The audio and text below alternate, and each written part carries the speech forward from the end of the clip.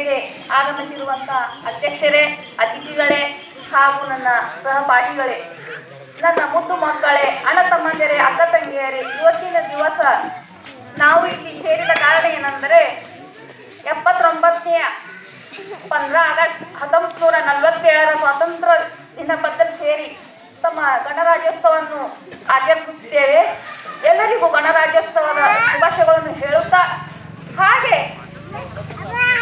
ನಮ್ಮ ದೇಶಕ್ಕೆ ಸ್ವಾತಂತ್ರ್ಯ ತಂದುಕೊಟ್ಟಂತ ಆ ಗಣ್ಯ ವ್ಯಕ್ತಿಗಳು ಮಹಾತ್ಮ ಗಾಂಧೀಜಿ ಆಗಿರಬಹುದು, ಜವಾಹರಲಾಲ್ ನೆಹರು, ಸುಭಾಷ್ ಚಂದ್ರ ಬೋಸ್, ಸರ್ದಾರ್ ವಲ್ಲಭಾಯ್ ಪಟೇಲ್ ಹಾಗೂ ಝಾನ್ಸಿ ರಾಣಿ, ಕಿತ್ತೂರು ಚೆನ್ನಮ್ಮ ಝಾನ್ಸಿ ರಾಣಿ, ಒಣಗಿ ಓಬವ್ವ, ಹಾಗೆ ಹಲವಾರು ಅನೇಕ ಗಣ್ಯ ವ್ಯಕ್ತಿಗಳು ತಮ್ಮ ದೇಶದ ಸಲುವಾಗಿ ತಮ್ಮ ಜೀವನವನ್ನು ತ್ಯಾಗ ಮಾಡಿದ್ದಾರೆ. ಅವರಿಗೆ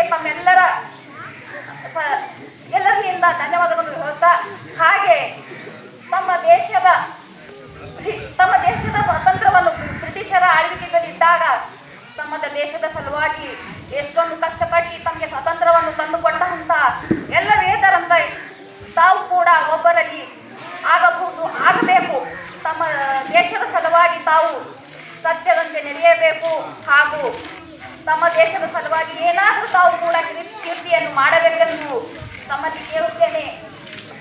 ಹೆಣ್ಣು ಮಕ್ಕಳನ್ನು ಉಳಿಸಿ, ಹೆಣ್ಣು ಮಕ್ಕಳನ್ನು ಬೆಳೆಸಿ ಎಂದು ಹೇಳಿದಷ್ಟೇ ಅಲ್ಲ, ಹೆಣ್ಣು ಮಕ್ಕಳ ಸಲುವಾಗಿ ತಾವು ಏನು ಮಾಡಬೇಕು, ಏನಿಲ್ಲ ಅದ್ರ ಸಲುವಾಗಿ ತಾವು ಕೂಡ ಪ್ರಯತ್ನ ಮಾಡಬೇಕು.